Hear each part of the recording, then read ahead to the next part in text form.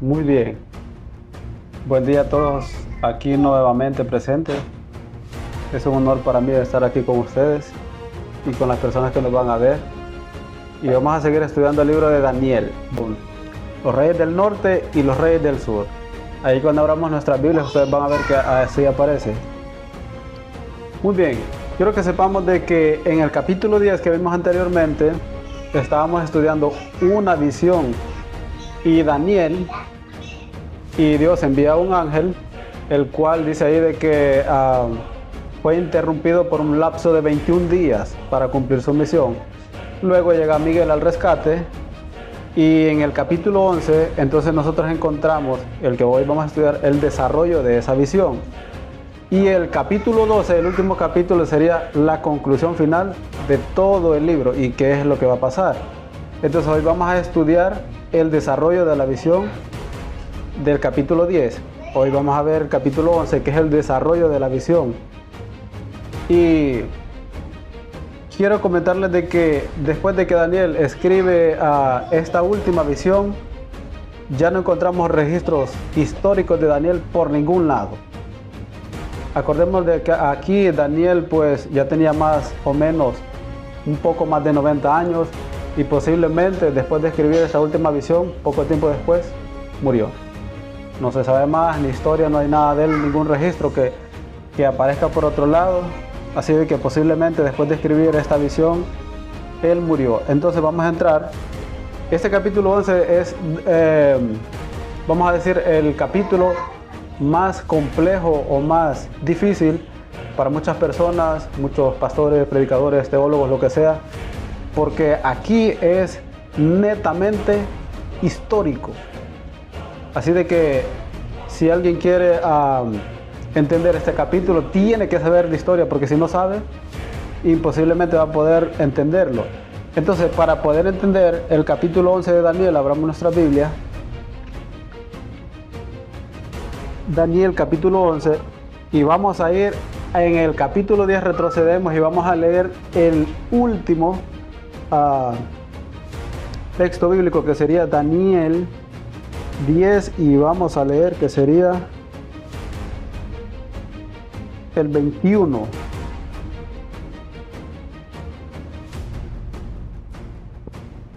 Para poder entender el capítulo 11 vamos a leer Daniel 10, el último verso, el 21.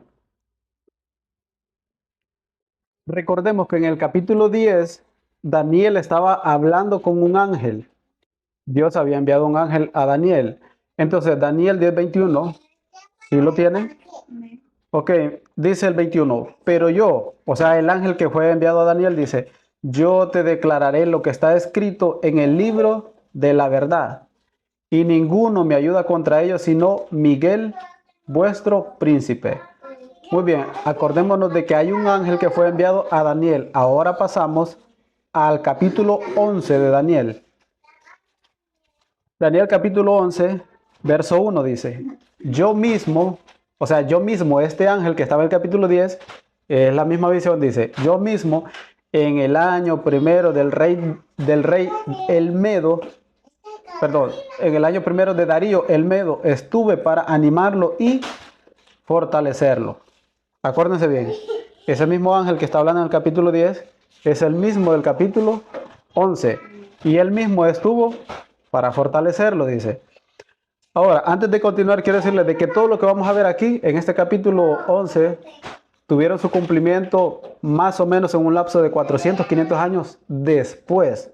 Y como les digo, es netamente histórico. Así de que en este capítulo que vamos a leer ya no hay más símbolos. Porque dice, ahora leamos el verso 2. Ahí hay un tema que dice, los reyes del norte y del sur, ¿verdad? Dice el verso 2. Y ahora yo, o sea, el mismo ángel, yo te mostraré la verdad. Paremos ahí. Aquí les digo, ya no hay más símbolos, sino que le va a decir exactamente qué es lo que va a pasar, qué es lo que va a suceder. No hay más símbolos, sino que literalmente le va a decir qué es lo que va a pasar más adelante. Sigue diciendo, he aquí que habrá 3 reyes en Persia, y el cuarto se hará de grandes riquezas más que todos ellos, y al hacerse fuerte con sus riquezas, levantará a todos contra el reino de Grecia. Se levantará luego un rey valiente, el cual dominará con gran poder y hará su voluntad. Verso 4. Pero cuando se haya levantado, su reino será quebrantado y repartido hacia los cuatro vientos del cielo, no a sus descendientes, ni según el dominio con el que dominó, porque su reino será arrancado y será para otros fuera de ellos. Muy bien, vamos a parar ahí, les voy a explicar un poco. Les dije de que este capítulo es netamente histórico y ya no hay más símbolos, porque el ángel le va a decir qué es lo que va a pasar exactamente. Y comienza diciéndole de que habrán tres reyes, dice, y dice de que el cuarto rey, dice, de que será el más rico de todos. Bueno, todos los reyes prácticamente son ricos, pero el ángel le dice de que va a haber uno, de que se va a hacer más rico que todos. Muy bien. ¿Quiénes fueron los tres reyes de Persia? Bueno, en realidad hubieron cuatro, pero hay uno de que realmente no se toma en cuenta porque su reinado fue un periodo muy corto, aproximadamente 8 meses, entonces no se toma en cuenta. Entonces el primer rey se llamó Cambises, el segundo rey se llamó Falsos Merdis y el otro se llamó Darío I. Darío I. Y tenemos el cuarto que se llamó Artajerjes. Yo creo que ustedes recuerdan ese nombre, Artajerjes. Este rey, Artajerjes, es el rey rico, más rico que todos los demás reyes que menciona ahí. Que uno de los tres reyes dice que se iba a ser más rico que los demás. ¿Por qué se le denomina de que sería el rey más rico que todos los demás? Y acuérdense de que en el periodo de este rey Artajerjes se reconstruyeron los muros de Jerusalén, que estuvimos hablando de donde comenzaba la profecía de las 2300 tardes y mañanas, que empezaba a partir de cuando se reconstruía el muro de Jerusalén, que este rey dio el decreto, dio la orden para que se reconstruyera el muro de Jerusalén. Entonces, a este rey Artajerjes se le domina el más rico porque anteriormente Persia ya se había enfrentado a Grecia, pero todos habían sido derrotados. Entonces, Artajerjes lo que hizo fue que invirtió mucho dinero en la parte militar y estuvo preparándose 4 años para no ser derrotado. Pero al final de todo, pues, fue derrotado por el rey de Grecia. ¿Y quién era el rey de Grecia? Alejandro Magno. Alejandro Magno, un joven, y él solo tenía aproximadamente 35,000 soldados y Artajerjes tenía 1,000,000 de soldados. Pero como ya estaba en la profecía, entonces, o sea, como que dice, ya era algo que ya estaba dado. Entonces, por ese motivo fue que perdió el rey Artajerjes. Muy bien, dice el verso 3 y 4, para que ustedes vean de que estamos hablando de Alejandro Magno. Dice el verso 3, dice, dice el verso 3, tengo por aquí, dice, se levantará luego un rey valiente, el cual dominará con gran poder y hará su voluntad. Pero cuando se haya levantado, su reino será quebrantado y repartido hacia los 4 vientos. Acuérdense de esto de los 4 vientos del cielo, no a sus descendientes, ni según el dominio con que dominó, dice, porque su reino será arrancado y será para otros fuera de ellos. Los 4 vientos representan ahí que el reino de Grecia de Alejandro Magno iba a ser dividido en 4, en sus 4 generales. Cuando Alejandro Magno muere, dice ahí de que no será para él ni para sus descendientes, porque Alejandro Magno no tenía hijos.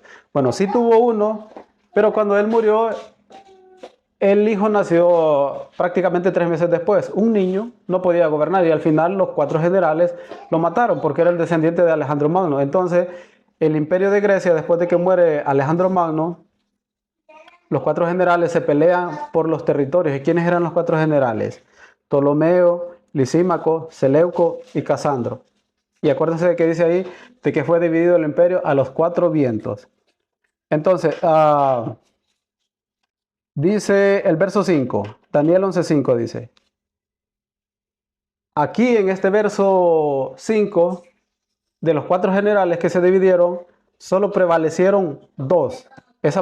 Pero ya estamos hablando de que pasó un lapso de tiempo de años. Ahora solo permanecen dos. De aquí en adelante ustedes van a leer todo el capítulo 11 que solo va a aparecer rey del norte, rey del sur. ¿Por qué motivo? Porque solo prevalecieron dos generales. Dice el verso 5. Y se hará fuerte el rey del sur, mas uno de sus príncipes será más fuerte que él, y se hará poderoso, su dominio será grande. Muy bien. Ahora, como les explico, de los 4 generales, solo quedan 2. Así de que de esos 2 generales, al sur, por eso dice rey del norte y del rey del sur. Al sur estaba Egipto, y los que gobernaban Egipto, todos ellos se colocaban el nombre de Ptolomeo. Ptolomeo primero, Ptolomeo segundo, Ptolomeo tercero. Eso es historia, lo pueden ustedes leer, buscar. Hay muchos reportajes de eso. Y los que estaban al norte era Siria, y estaban gobernados por los Seleucidas o Seleucos se les decía.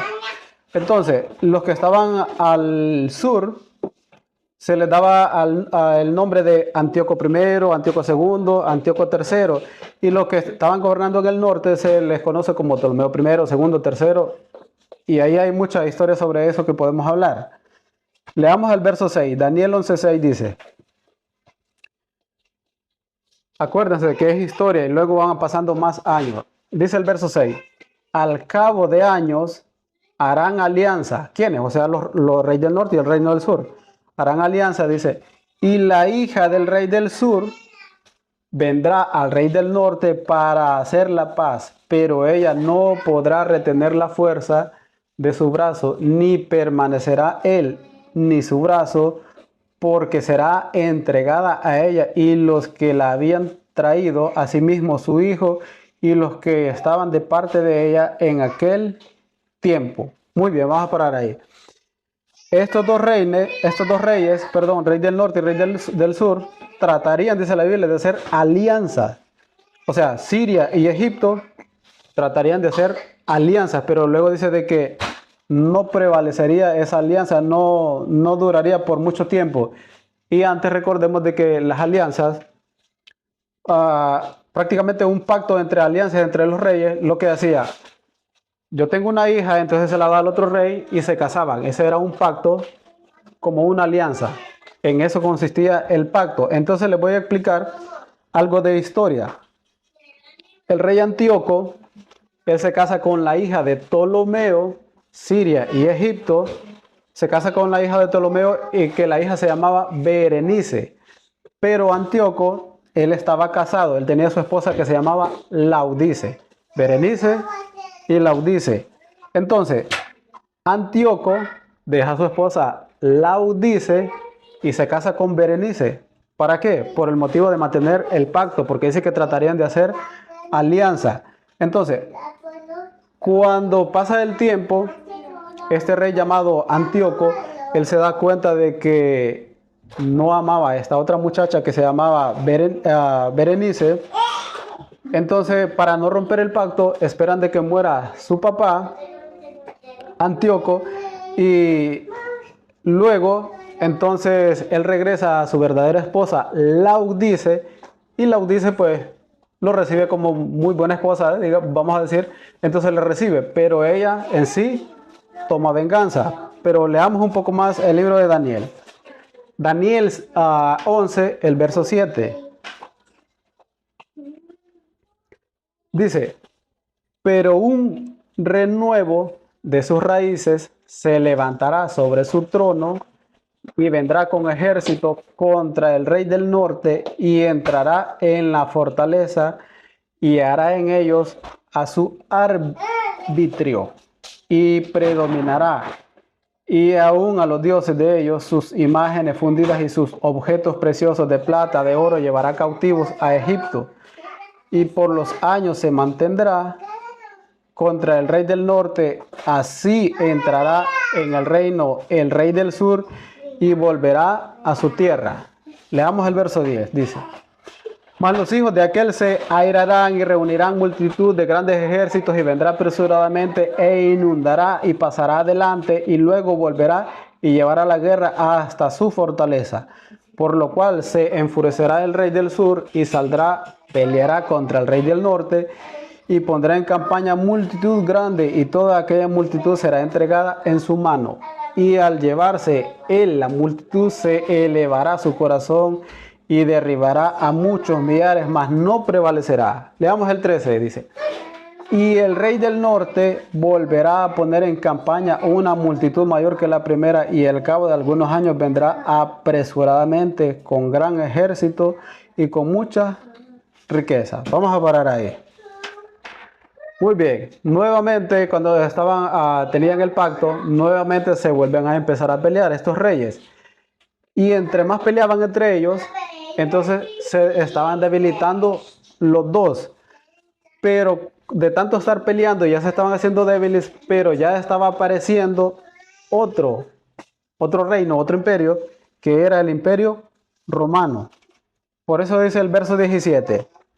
Ahí donde estamos leyendo, Daniel 11:17 dice, afirmará luego su rostro para venir con el poder de todo su reino y hará con aquel, o sea, con el imperio romano, dice, convenios y le dará una hija de mujeres para destruirle, pero no permanecerá ni tendrá éxito. Volverá después su rostro a las costas y tomará muchas, mas un príncipe hará cesar su afrenta y aún hará volver sobre él su oprobio. Nuevamente ellos están en pelea y les explico.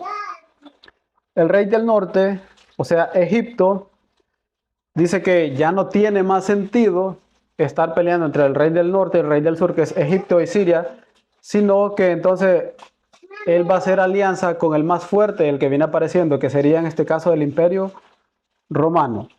Les pregunto, ¿saben ustedes quién fue el último emperador o el último rey de la dinastía de Egipto?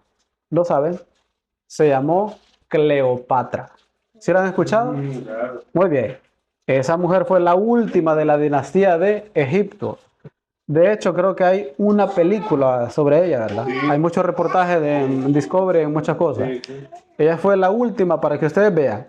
Antes de que la historia apareciera, en la Biblia ya estaba. Todas esas películas son basadas en la Biblia. Entonces, eso que pasó 500 años después, primero le fue revelado a Daniel y 500, 600 años después aparecieron todos estos personajes. Para que veamos que las historias que nos cuentan en las escuelas, en los colegios, ya lo decía la Biblia. Simplemente viene a ser comprobado, eso es todo. Entonces, Cleopatra, de hecho, en las historias a ella se le llama la que embruja. ¿Por qué la que embruja? No relativamente porque era bruja o hacía brujería, sino porque era una mujer muy bella. Entonces, con sus encantos, es un decir de que hechizaba a los hombres, una joven de 22 años. Entonces, Cleopatra quiere conquistar a un joven del emperador romano llamado César Augusto. De hecho, yo ando por aquí unas páginas. Vamos a ver. César Augusto. Yo lo tengo por aquí. Ahí se lo voy a pasar. César Augusto, yo creo que, bueno, ustedes lo pueden leer ahí en Historia del Emperador Romano. Ahí. Entonces, Cleopatra, ella se va y quiere conquistar a César Augusto del Imperio Romano. Así de que Cleopatra y César Augusto se hacen amantes. Muy bien, así de que, pero entonces lo que hace es Roma asesina a César Augusto y Cleopatra lo que hace es seguir conquistando al sucesor de César Augusto. ¿Y quién era el sucesor de César Augusto? Él se llamaba Marco Antonio. Yo lo tengo por aquí también. Aquí está.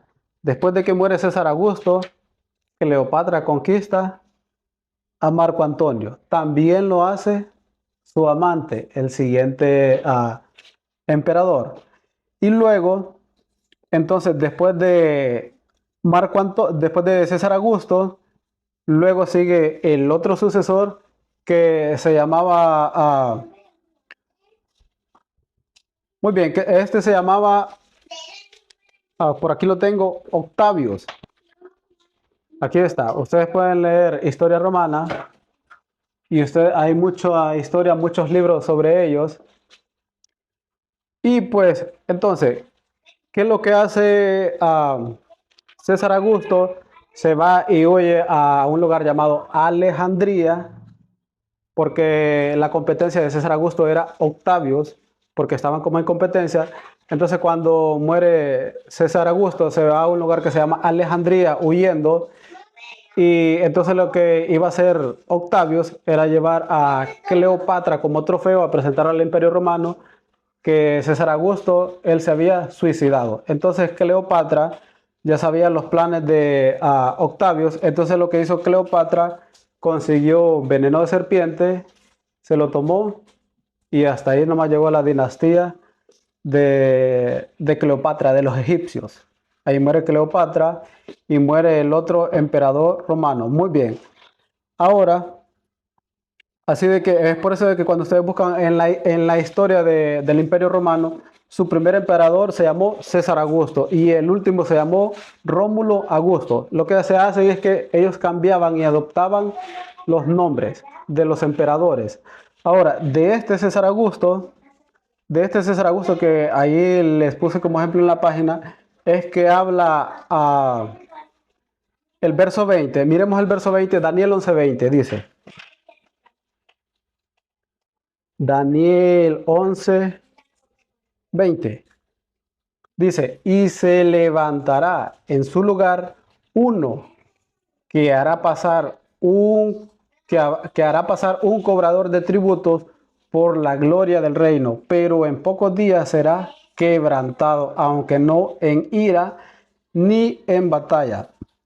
Muy bien, de este emperador que estamos hablando aquí, del verso 20, es el mismo que nos habla del libro de Lucas. Si quieren busquemos Lucas para que podamos entender Nuevo Testamento sin perder Daniel. Lucas, ok.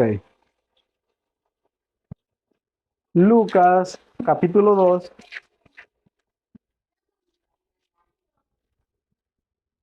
A ver. Lucas, capítulo 2, y dice el verso 1. Aconteció en aquellos días que se promulgó un edicto de parte de... Muy bien. Solo que aquí está al revés. Y ustedes pueden seguir leyendo. Dice luego el verso, dice, este primer censo, o sea, dice, este primer censo se hizo siendo Cireneo gobernador de Siria e iban todos para ser empadronados, cada uno a su ciudad. Y José, o sea, el esposo de María, José, dice, subió a Galilea de la ciudad de Nazaret a Judea de la ciudad de David que se llamaba Belén, por cuanto era de la casa de la familia de David para ser empadronado con María su mujer, desposada con el cual estaba encinta. Cuando este emperador César Augusto o Augusto César está gobernando, María está embarazada. Y para que ustedes vean de que Daniel lo había profetizado desde el primer reinado de Babilonia, bueno, ya estaba viviendo en el imperio de los medos y los persas, pero faltaban más de 800 años para que se cumpliera todo esto, pero ya lo había profetizado Daniel. Como ustedes ven cómo es tan perfecta la profecía, cómo va, y la historia lo que hace es de que lo recalca y pues, o sea, lo cumple prácticamente. Así de que luego, muy bien, regresemos a Daniel. Daniel capítulo 11, el verso 21. Daniel 11:21.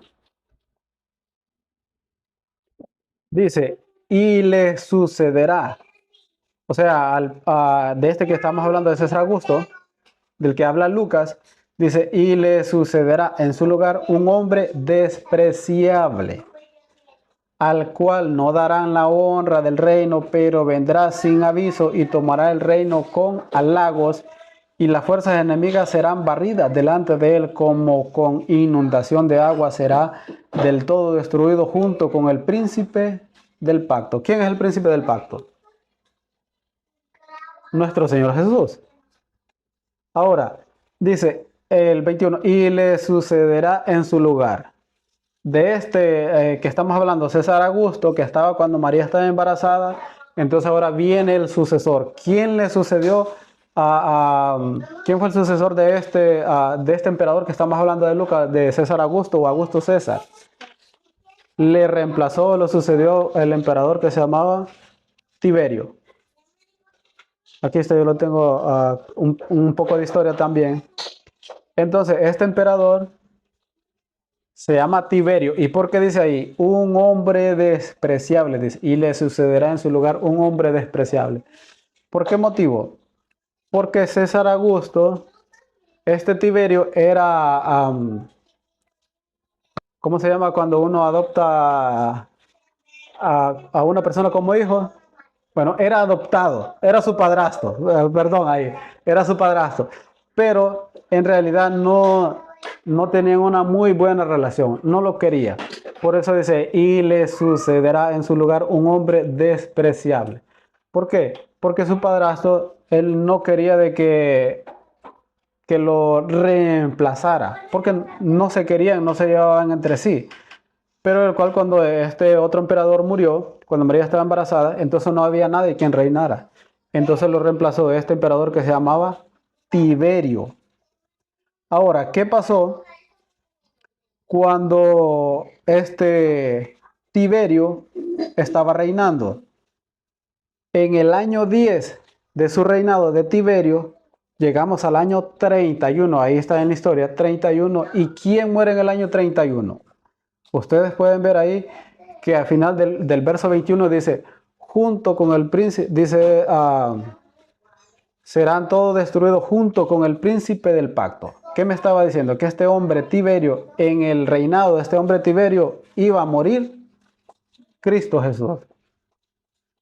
Cuando este emperador estaba reinando, entonces el año número 10 de su reinado es el año 31. Entonces ahí muere nuestro Señor Jesús. Ahí. Ahora, cuando dice ahí de que Herodes dio la orden, es porque ellos eran como, podemos conocerle ahora como alcaldes. Y a ellos a los en sí emperadores se les nombraba César. César Augusto, por eso dice en la Biblia, se les daba los nombres de Césares. Y si ustedes ven en Egipto, Ptolomeo I, Ptolomeo II, Ptolomeo III. Así eran los nombres que adoptaban. Muy bien. Daniel 11:30.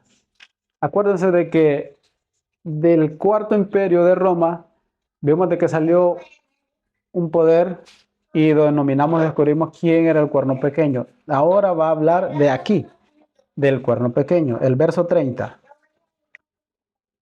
Porque vendrá contra él naves de Quitín y él se contristará y volverá y se enojará contra el pacto santo y hará según su voluntad. Volverá pues y se entenderá con los que abandonen el santo pacto y se levantarán de su parte tropas que profanarán el santuario y la fortaleza y quitarán el continuo sacrificio y pondrán abominación desoladora.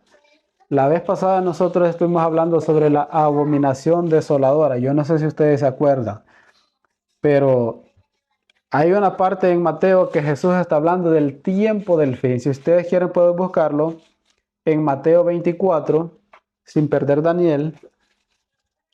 Primer libro del Nuevo Testamento, Mateo 24. Mateo 24, el verso 15. Hablando sobre la abominación desoladora, ahí nos está mencionando Daniel.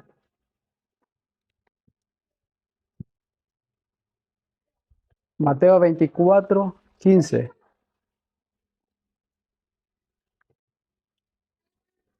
¿Lo tienen?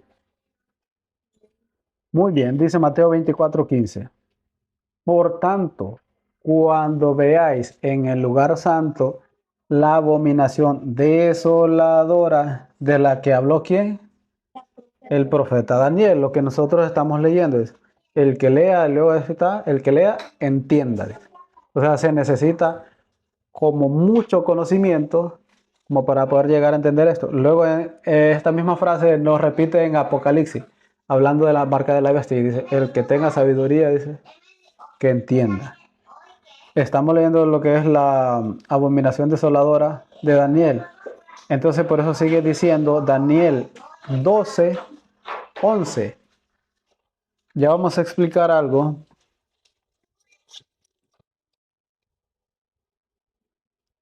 Daniel 12, el capítulo 12 vamos a pasar. Estamos leyendo el 11, pero vamos a pasar al verso 12 para poder entender. Daniel capítulo 12, el verso 11. Para entender lo que, aparte de lo que es de la abominación desoladora de la historia que estamos leyendo. Daniel 12, verso 11 dice, y desde el tiempo que se ha quitado el continuo sacrificio hasta la abominación desoladora, habrán 1290 días. A ver si me puede pasar esa página, por favor.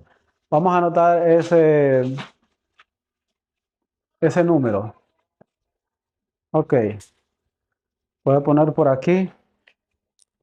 Dice 1290 días, ¿verdad? 1290 días. Y luego sigue diciendo, el verso 12, bienaventurado, o sea, alégrense, dice, el que espere y llegue a 1335 días, ¿verdad? Vamos a ver, 1335 días. Y luego sigue diciendo, y tú irás hasta el fin, hablándole a Daniel, y reposarás y te levantarás para recibir tu heredad al fin de los días. Muy bien. ¿Cómo podemos comprender esta parte de estos dos números que tenemos? Dice 1290 días y tenemos 1335 días, ¿verdad? Pero si ustedes ven el verso 11 dice, desde el tiempo que se ha quitado el continuo sacrificio hasta, o sea, hay un lapso de tiempo, hasta la abominación desoladora, habrá 1290 días, dice ahí. Entonces la pregunta sería, ¿cuándo comenzó la abominación desoladora hablando del cuerno pequeño? En el 508. Vamos a ver aquí. 508. A ver, si tiene una calculadora.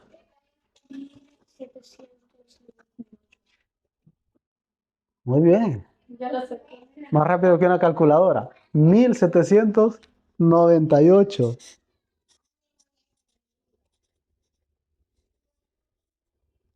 Sería 1798.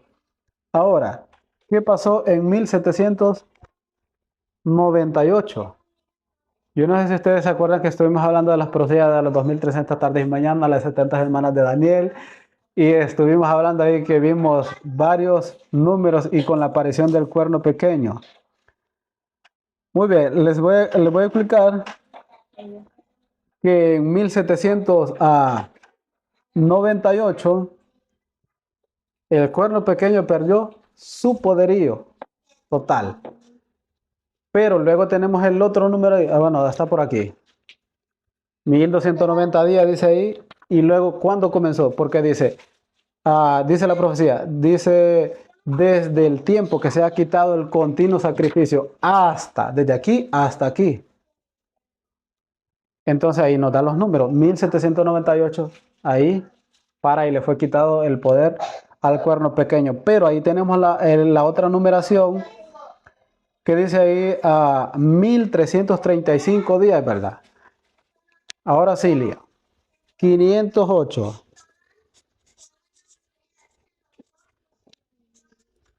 1335 más 508.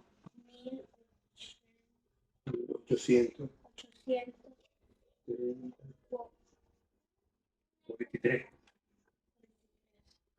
1843.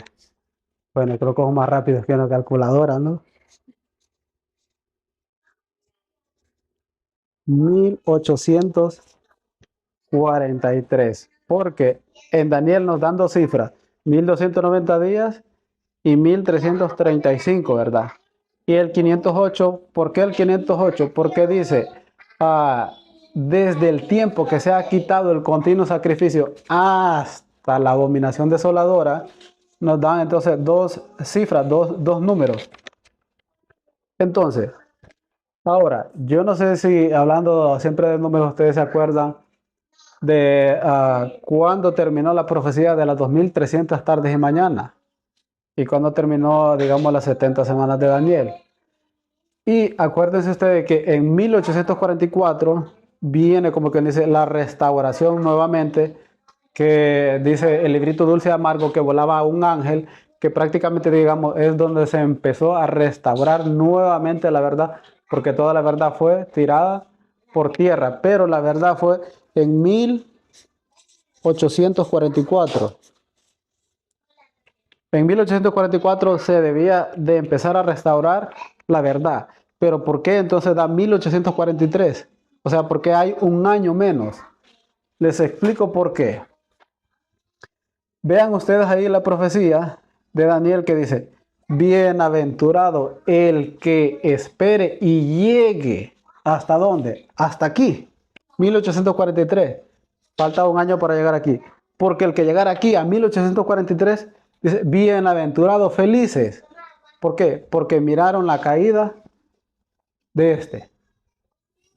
Por eso es que dice, bienaventurado el que espere y llegue hasta este tiempo, porque miró la caída de este poder anterior. Por eso es que está diciendo, felices las personas que llegan a este tiempo.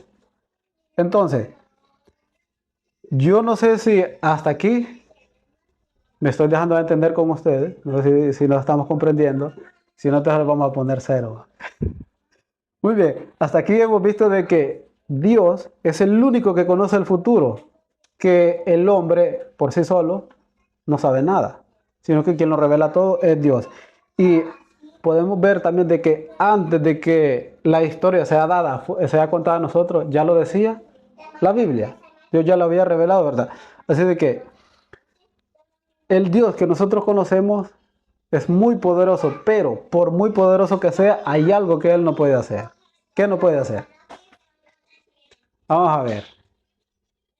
No puede derribar, como que dice, la puerta de nuestros corazones. Porque si nosotros no lo abrimos, Él no va a entrar. Creo que la vez pasada me estaba comentando de que es un caballero. Y así es.